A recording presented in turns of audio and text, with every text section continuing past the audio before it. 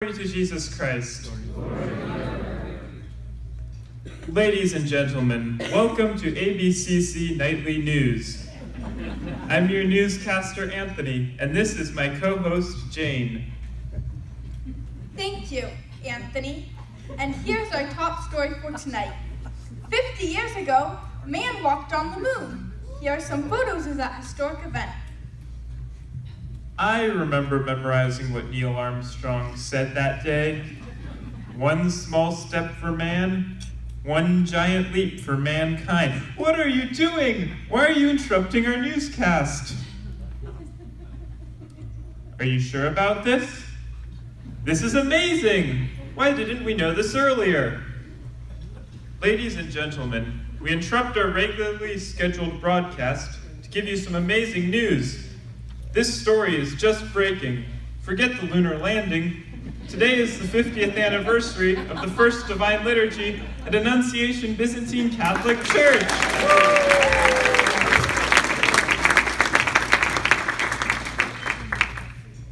Let's go live to our investigative reporter, Catherine, with a special report.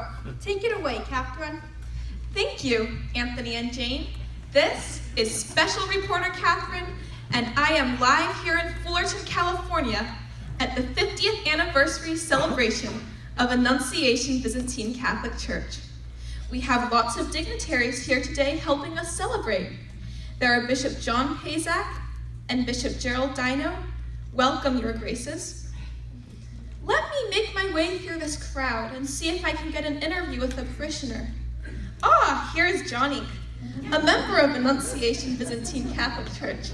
Johnny, can you tell me and our audience a little about the history of Byzantine Catholic? I'd be happy to, Catherine. Now, as you know, Jesus told his apostles to spread the good news to the whole world. This they did, as his apostles and disciples brought the gospel to different parts of the world.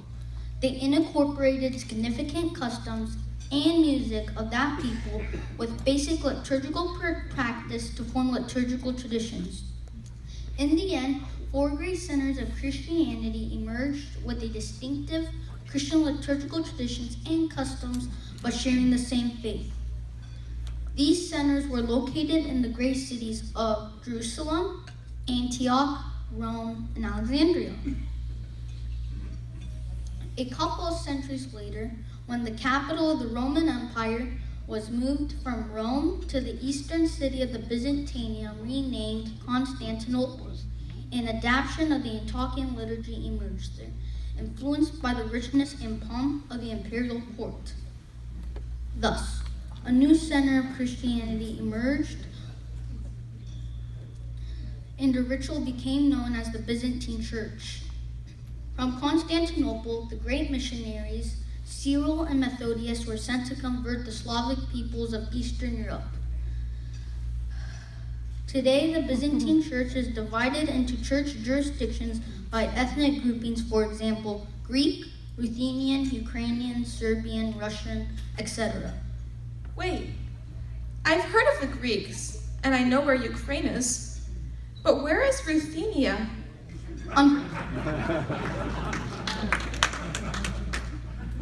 Unfortunately, after World War I and World War II, many countries in Eastern Europe had their borders changed or they were absorbed by other countries. Our ancestors came originally at the land at the foot of the Carpathian Mountains, which is now southern Ukraine. From there, our ancestors migrated to Slovakia, Hungary, Romania, and Croatia. Towards the end of the 1800s, many also migrated to the United States, settling mainly in Pennsylvania, New Jersey, and Ohio, where many worked in coal mines. Since the church was such an important part of their lives, they brought their priests and traditions with them. That's right. After World War II, many Eastern Catholics moved to the western United States and settled in Arizona, Washington State, and California. In California, churches were established in Van Nuys, Fontana, and San Diego. By the mid-60s, many parishioners of both St. Mary's and Van Nuys and St. Nicholas of Fontana had relocated the Orange County area. By 1968, plans were made to establish a new mission parish. Thus, on July 20th, 1969, Fathers Eugene Kromolka and Joseph Radilla celebrated the first Divine Liturgy in St. Catherine's Military Chapel, Anaheim. 51 families attended that first liturgy. Thank you, Johnny, for speaking with us. Back to you, Anthony.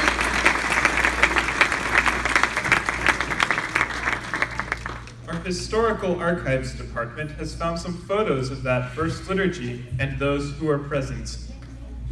Will the following members of those first families please stand? From the John Babiak family, Valerie and Stephen.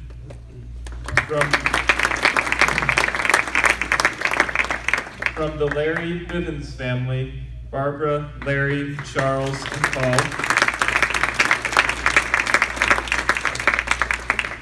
From the Dave Bruce family, Helen and Barb.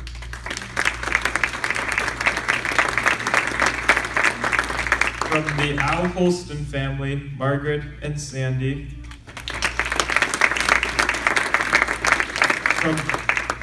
And please remain standing, sorry. From the Charles Krofchick family, Mary Lou, Suzanne, and John. From the George and Jay Onder, Mary Carroll family, Frank, Helen, and Christine Malinek. From the Keith Nail family, Susan Cottrell. And from the Jack Tackett family, Jackie Rosa.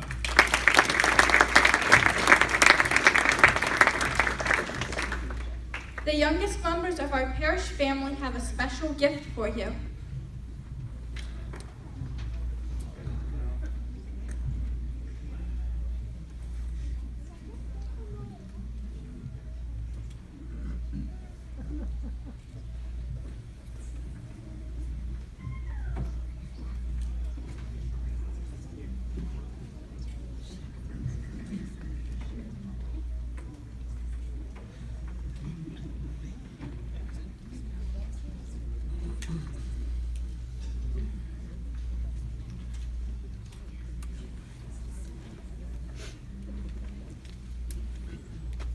Father Stephen, will you please lead us in prayer?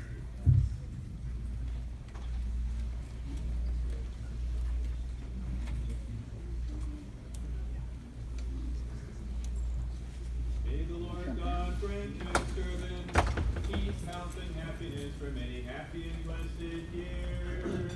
God grant them many years. God grant them many years. God grant them many blessed years. In health and happiness, in health and happiness, God grant them many blessed years.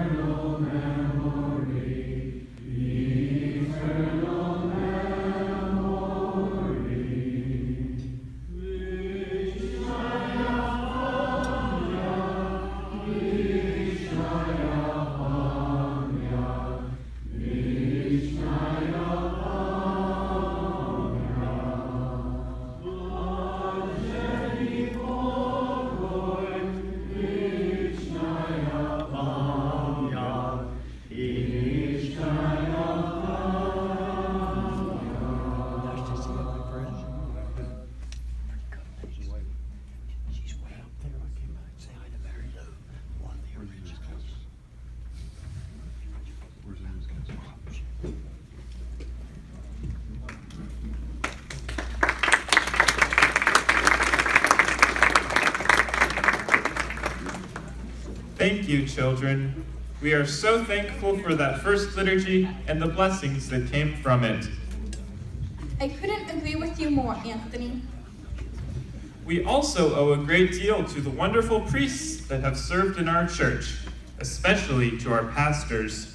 Over the last 50 years, we have had 5 wonderful pastors, each bringing their own talents and leadership styles. Father Stephen Baylog was the first pastor. He was young, and this was his first pastor appointment. He lost no time in organizing the parish by appointing a men's club, women's club, and teen club. Here are some photos of those early church gatherings. Father Steve also established our Eastern Catholic Formation Program,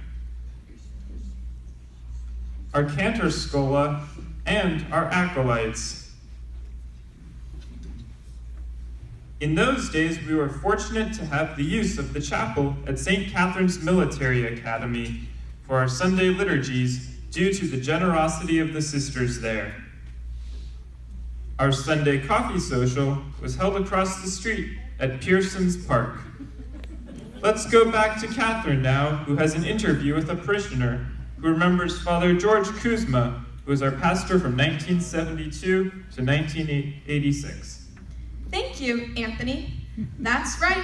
I am here with Maria, who will tell us about Father George Kuzma. In May of 1972, Father George M. Kuzma was appointed, and in 1973, a house was purchased at 319 North Harbor Boulevard. This was conveniently located right across the street from St. Catherine's Military Academy, where we continued to have our Sunday liturgies. The 2-story Spanish-style house, formerly the home of Darla of our gay comedy fame, was remodeled to provide pastor's quarters upstairs and a chapel, office, and parish kitchen downstairs. The large garage was renovated into a hall and cultural center. Landscaping beautified the grounds, with most of the work done by our parishioners. The city of Anaheim designated the building a historical site, and twice it won the House Beautiful Award from the city. While St. Catherine's Chapel continued to be used for Sunday liturgies, Father Kuzma began to raise funds and search for a site on which the community could build its own church.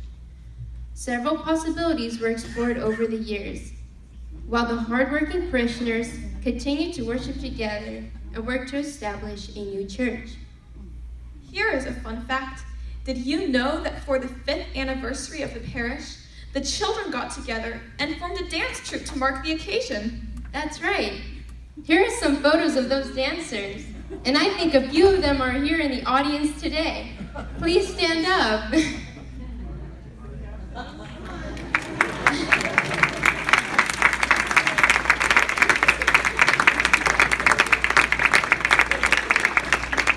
Yes, that is right, Father Robert Ficta. You are one of them.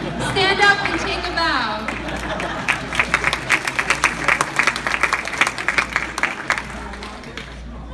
The parishioners have many other wonderful memories of Father George Kuzma, and it was with honor and a little sadness that they saw him given the added distinction of being named Auxiliary Bishop of the Byzantine Catholic Diocese of Passaic, and later became Bishop of our eparchy. Back to you, Anthony. Wow, I would have loved to see Father Robert dance.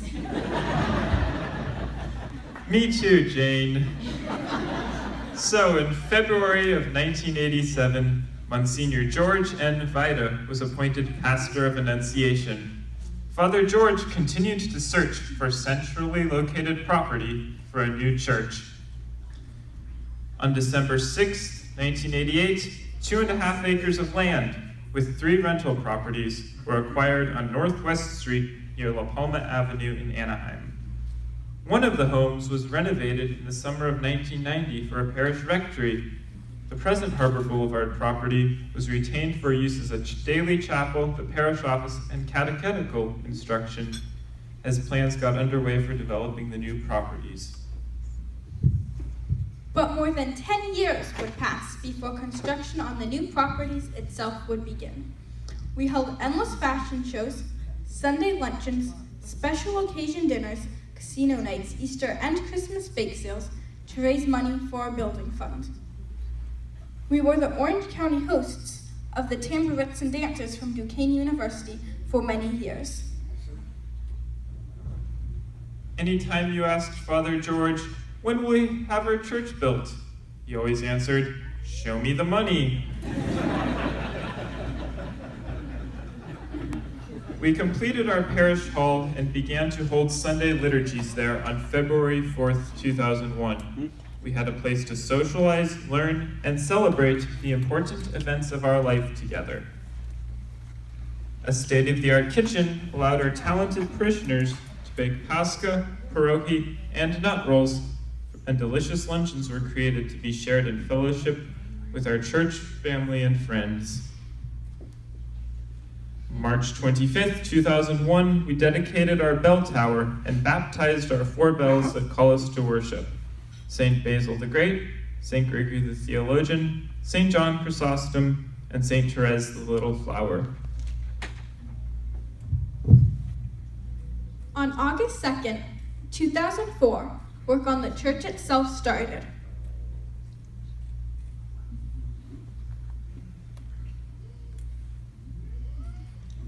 And on Christmas Day, 2005, we celebrated our first liturgy there. May 16th, 2006, our church was officially dedicated. Father George Vida would be our pastor for another 8 years before he was granted a well-deserved retirement. Let's go back to Catherine and see who is with her now. Thank you, Anthony.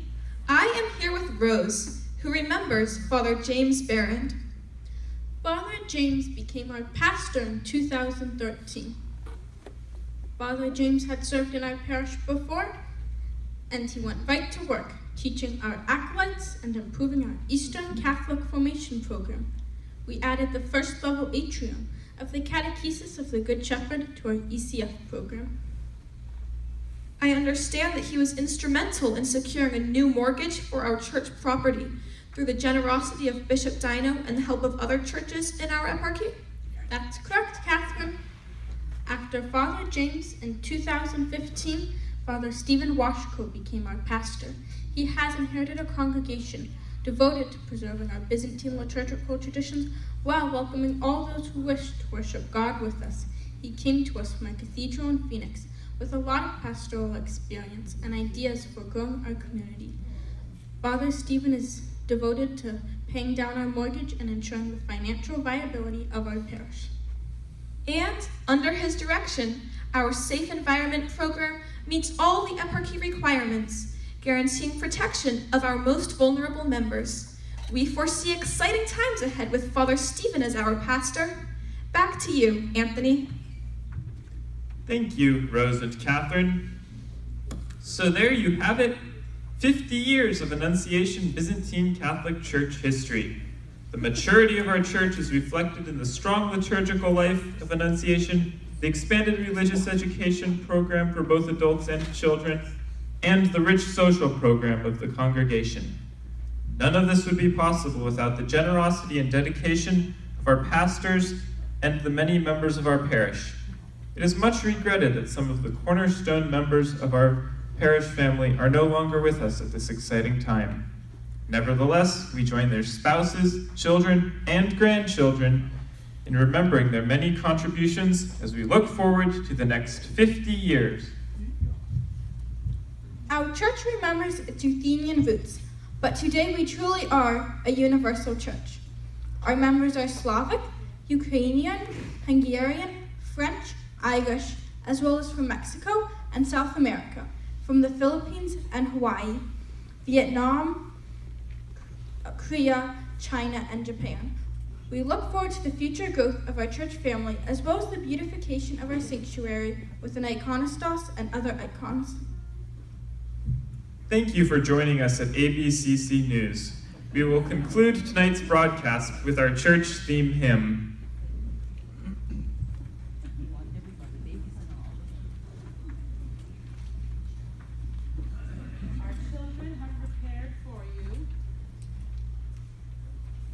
singing of our theme song, When the Angel Came. We're going to sing all 4 verses in English, and we're going to sing the first verse again in Slavonic. Then when we're done, we're going to ask all